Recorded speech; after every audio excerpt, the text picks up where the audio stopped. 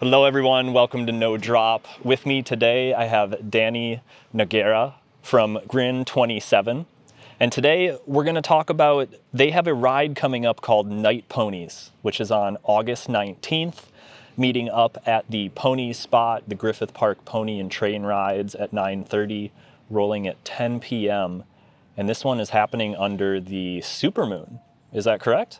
Correct. I think it's the first supermoon of the year. Whoa. Yeah. I don't know if there's anything particularly special about this supermoon. Last year when we did it, it was one of those like super blue moons, or so one of those like one every 15 or 50 years. I can't remember the exact info, but this one is just the first supermoon of the year. Wow. I think it's called the Sturgeon Moon.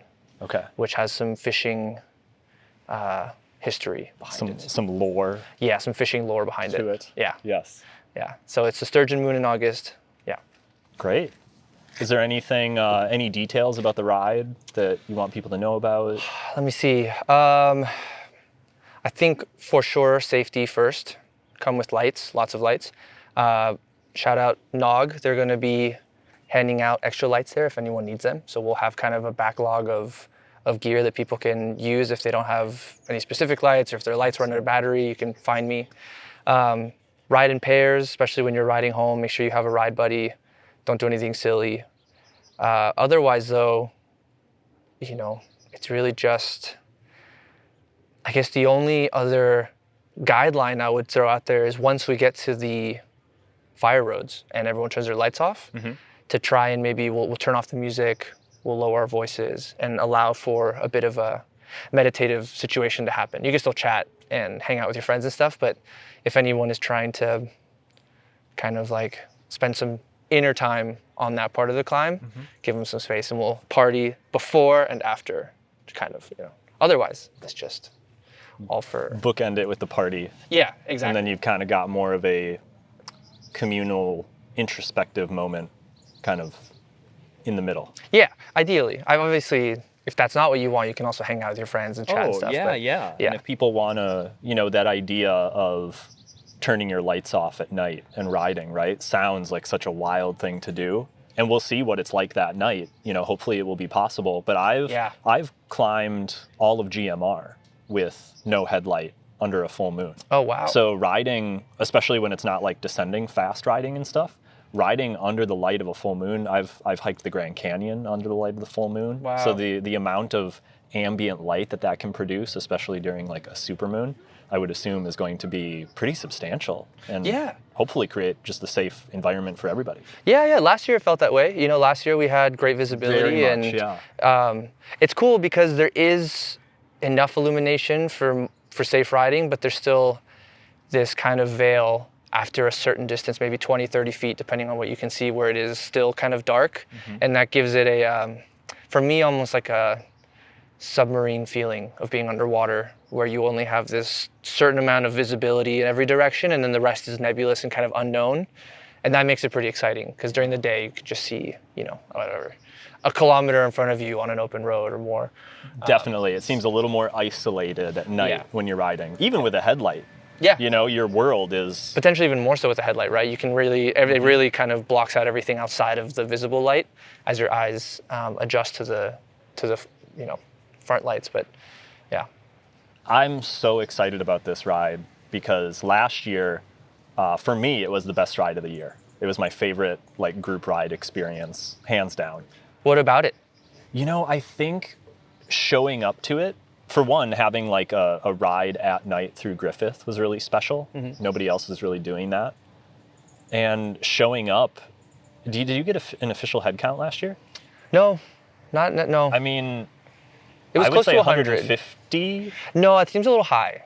You think that's a little high? Yeah, usually when I do head counts with bikes, because bikes occupy so much space, it has this kind of 1.5x feeling to it. And I think a lot of the big groups that you see, you'll count them and they'll be like 45, 50, and they feel like 80, 90, whatever. Yeah. I think we were very close to 100. I'm going to hype it up. I'm going to say 150. Fair enough. Yeah. It was just a ton of people. Yeah. And what I liked about it so much was it was not only like a big group of people, but it was a group of people who there were a lot of riders I had never seen before. You know, it's a lot of people who they're bringing their partners, their girlfriends, their boyfriends out who don't really ride that much for this, you know, curated experience. And it just created a really special energy around it. And some friends of mine, I think last year it was on a Wednesday, if I'm not mistaken, and we had done morning ponies to Mount Wilson Observatory. Oh, wow. So we did observatory to observatory and then back and then did the night ride. So we did observatory to observatory to observatory. Nice. So that was a fun day. Yeah, I'm sure that adds to the overall experience. Oh, the stoke was so high. Yeah. So I loved it. And I know you have kind of a special history with this ride. Our mutual friend Colton kind of showed you the route. And what, after he showed it to you, what kind of like, what caught you that was like, oh, we got to turn this into something? Yeah, I mean, you know, it started from the We Have No Place to Be series that Grin does, or used to do. I haven't had time to do one in a long time, but that was an opportunity to showcase rides that were vetted by local riders. Because I found it early on really difficult when I started riding in LA to find routes, right? It's like if you Google the top 10 routes in LA, it'll tell you to take, you know, the river to Long Beach and back, which is not a great experience. Not a great route. But that's in the kind of top 10, or it'll tell you to take the LA River, or, you know, kind of these random bike paths. And so I started documenting these rides, and someone I looked up to and wanted to eventually get on here was Colton. And so I reached out to him and I said, hey, would you want to do this? He said yes. I asked him what his, usually it's like, what is your favorite route in LA, and what do you want to show people? And for a lot of reasons, obviously for his, it was Ponies. And we talked about it, and he was like, have you ever done any kind of like night riding? I was like, yeah, I've ridden into the evening. It's like, no, I mean like in the night, no lights, just with moonlight. I was like, no, I've never done that. So he's like, okay, let's do that. And that'll be kind of a cool experience for you to do this route that's really important to me in a new context. So we went, it was him, Jess, and I, and it ended up being just a really, really impactful experience for me. From the mental state that it puts you in right away, the kind of intersections of, there's kind of a primal nature to it. It's kind of fear-inducing. I'm a little bit afraid of the dark, and having this kind of strange fear of what's behind me, what's around me, what's going on, but then you settle into a rhythm of peace and calmness, and you're in the dark, but you feel okay in that space. Re-experiencing a climb that I've done hundreds of times in a completely new way. Every corner felt new. Every tree felt new. And then also all of that happening under the guidance of Colton and Jess was just an awesome experience. So I reached out to him and was like, hey, I would love to share what I experienced that you showed me with a lot of people. Would you be okay with that, and would you want to lead that? And he said, yeah. He was like, yeah, I'd love to do that. And so together we organized this, like, you know, Moonlight Ponies last year. And it was funny because I showed up with like 12 donuts and 2 packs of LaCroix, like sparkling waters, thinking that there was going to be like 30 people. And I got there and there was already maybe like 60 people in the parking lot. And by the time we rolled, it was close to 100, and it was crazy. I think it was a pinnacle of the love that people have for ponies and all of the history around that, and Panda and all of that. The community all kind of coming together, the love that people have for Colton, for Jess, that really like made that so special. Absolutely. And so after it happened, we talked about it. We're like, we have to do that again because it was awesome, but we have to give it a lot of respect and space. And so it's been almost a full year to the day that this happened. And it also seemed to coordinate with the cool supermoon, and they're in town, and we're like, oh, we should do it. And so, yeah, we decided to put it on again as a little group. So stoked. Yeah, it's so awesome. Happy about it. When I saw your post 2 weeks ago saying that you were going to do it again, it made me so happy. And like immediately it was like on the calendar, looking forward to this. Sick. Like a kid like waiting for Christmas, just like counting down the days, just waiting for it. That's super exciting. And your brand, Grin27, as you said, you've been putting on a lot of events and group rides around Los Angeles. You guys bring such a unique vibe and energy. What would you say is sort of how do you approach the community and creating space and creating these experiences for people? It's a good question. Honestly, a lot of it is modeled by the people that I look up to in the space. So when I first got introduced to cycling, it was through a group of friends they're great guys, but they were crit racers. And they invited me to a ride and I got super dropped, and including my friends, because they were like, well, they were like pace lining and I was on flat pedals and it wasn't the right thing. And immediately I was like, okay, I don't know if this is the sport for me, right? Then I met this guy, Nikki, who writes a lot of the copy that ends up landing on our clothing, and he has a column called Directions on our blog, who was my barista at the time. And I used to see him pull up on, I had no idea, but really sick sleeper builds. It'd be like a custom steel frame bike with like 42s and all this cool Chris King like it was a really cool bike, but to me it's like, this guy looks like a commuter or something. But he was the type of guy who would put down 7,000 miles a year, not talk about it. He's not riding with a bike computer, he's just riding all the time. And we started riding together, and he kind of showed me what cycling in LA really was. That then led to me joining Ponies for the first time, and actually meeting Panda by accident. We did GMR, and on the way up, I was bonking. It was my first time doing any real big thing. I was bonking so hard, and Panda came up with his group. I don't know who he was with at the time. This was a long time ago, maybe like in 2020. And he kind of started riding with me, and he was like, dude, do you see how giant I am? I can do this. Like, you can do it too. And so we chatted, and he led me all the way up to the lodge. And then at that point, we chatted for a while, and then we descended, and I was trying to chase them down. I ended up crashing really hard because they're obviously very good descenders, and I was very new to biking. Yeah. But it was still one of the most memorable experiences I've had, and I had no idea who he was. And then I came to Ponies maybe a year and a half later, and again, after my crash, it takes some time off, like wasn't really riding much, came to Ponies, got mega dropped, and he rode with me the entire way up. And I was like, where do I know this guy? And then I saw his Strava, and I went back to the ride and checked the ride with, and I saw that he was tagged. I was like, oh my God, it's this guy. And so really it was like meeting the right people and seeing what leadership could be in like a tough way. Like my friend Nikki, who was kind of like dropping me, but not in a competitive way, and like a push you, and he still waits for you. And there's the kind of like how to push people, and also how to lead people by taking time with them, helping them through struggles. That, and then, other leaders in the community that I've met since then who do that really well, and thinking, okay, this is what made me gravitate towards the sport and want to stay in it. How can I do that for other people? And oftentimes it's about also picking good leaders. Like Grin rides, I think, are really successful because people in the community step up in these group rides. So like I'm just kind of making sure that no one's getting dropped through lights, but then I'll look around and someone's already blocking an intersection for me. And maybe there's half the group is at the other light, but another community member has already held them out and is like waiting for us, right? And is like, oh, I got it, don't worry about it. And all of a sudden everyone's helping each other. You have people who maybe historically are really interested in being fast or ride really at the front, are in the back, and they're just like, no, we got it, we're helping people. And you see their leadership come out. And I think that's what ends up making the Grin rides successful more than anything that I do. Absolutely. Yeah. Absolutely.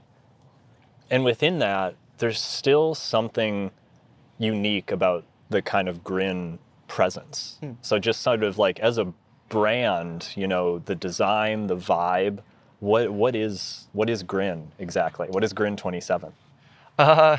Well, from a name perspective, it was a pretty simple name. I started it 4 years ago when I was 27, and so there's the 27. And Grin is kind of just a nod at like suffering with your friends is one of the best things that you can do. I think when you find people that you're comfortable spending a lot of time with and going through these experiences with, which kind of have these really big swings in emotion. You suffer, you go through joy, you have fear, you have like, anxiety. There's like all these different things happen on a bike ride. Yeah. The connection that you end up with those people, like building with those people, is really profound because you go through so much so quickly. And I think it's really prevalent. It was the first time I experienced it since maybe skateboarding as a youth in a sport, because every other sport is so competitive and it's so like head to head, win or lose, Whereas here, you're kind of really competing with yourself, maybe friendly competing with your friends, but for the most part, it's you versus you. And so the experience is really about like supporting each other through times where someone is suffering. Because if everyone's having fun and then no one, that's fine, right? But as soon as someone's suffering, everyone supports that person and then they get through it, and that's what makes it great, right? So that's where the name came from. And the design ethos, I guess, is really just like my take on graphic design and photography. I've been a photographer for a long time, and I was kind of developing my visual aesthetic as a photographer, and I just took that and embedded that into Grin.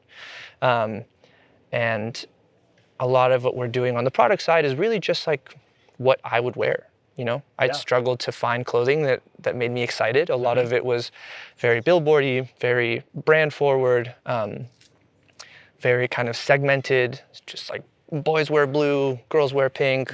The clothing says our brand all over it.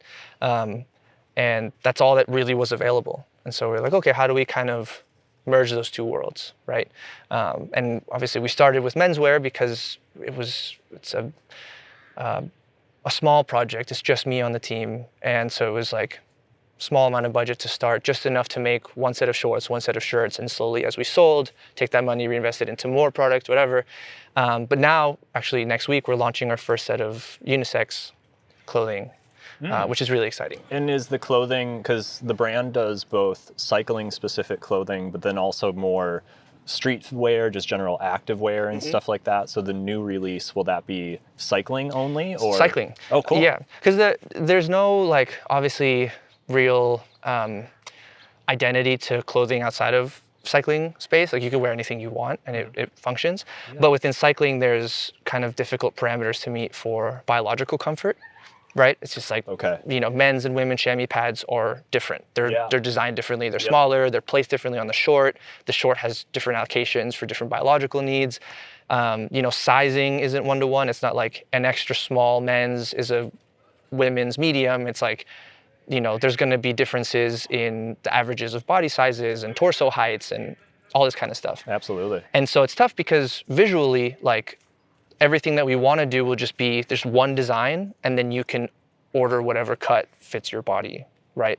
But in order to get to that place, we had to be able to have enough money to produce men's and women's lines, which doubles our overhead. And, and we're finally there. So this new line is a cargo bib short. Congrats. But thank you. Yeah, I'm really excited to be here because we've been really wanting to get there.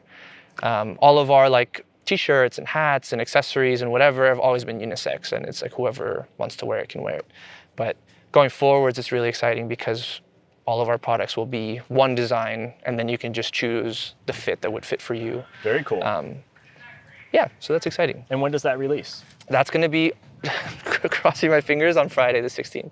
Friday the 16th. Yeah. August 16th. Yeah. Okay. It's shipping over from Italy right now, and we have to do a bit of rush campaigning, but yeah, that's the like, yeah. Can't wait to see it. Can't wait to see it. And I know you've done a lot of like rides out of Usal project over in is that Los Feliz or Atwater?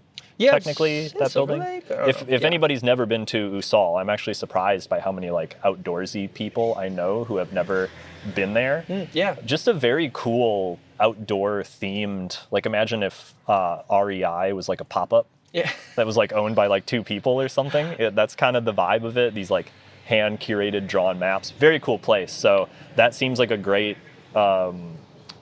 center for you to sort of host these things out of. It seems like you guys have a lot of vision that you agree upon and just a lot of things in common. Totally. Yeah, meeting Michael and the Usal team was kind of serendipitous and really, really rad.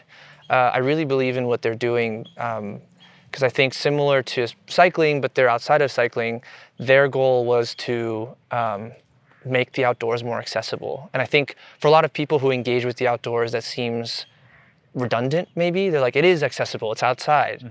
And so I think a lot of people grow up in nature and maybe take for granted that information that they've been taught throughout their life, either from their parents or from friends or experiences. But for new adults and humans who have never really experienced anything of that world, it can be really daunting. And so I think it was really cool for me early on to see Usal trying to put together spaces in accessible ways to be like, instead of, $600 in self-planning a trip, like here's a $150 ticket, it's guided, we've got gear for you, you can try it, and if you love it, then you can get into the space with confidence, right? That's great.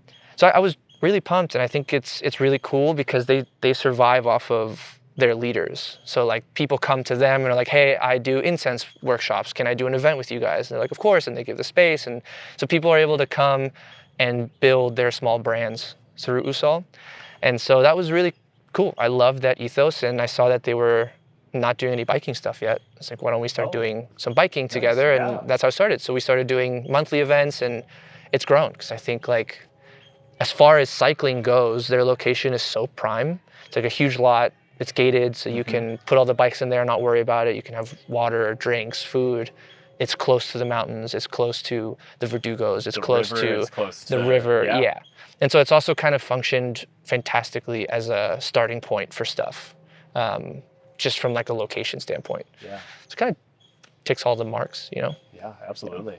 Yeah. Well, I'm very excited for the Night Ponies ride coming up August 19th. Yep. The meetup is 9:30 p.m. at the Griffith Park Pony and Train Rides, kind of right off the corner of Los Feliz and Crystal Springs. The group will be rolling out at 10 p.m. Follow Grin27 on Instagram. You can also follow me. I will be hyping this ride every opportunity that I get. I just love it. Like I said, last year it was just such an amazing ride. So thanks, Dani, for putting it on and putting the time into the community. Yeah, of course. Shout out Colton and Jess. Yes. They're the best. Oh, and they're lovely. Yeah. And this ride wouldn't exist without them, and they gave me their blessing, and it's the best. So I'm excited to do this with them. Nice. Yeah. Well, cool, man. Well, thanks for joining the podcast today. I really appreciate you putting the time into this. Yeah.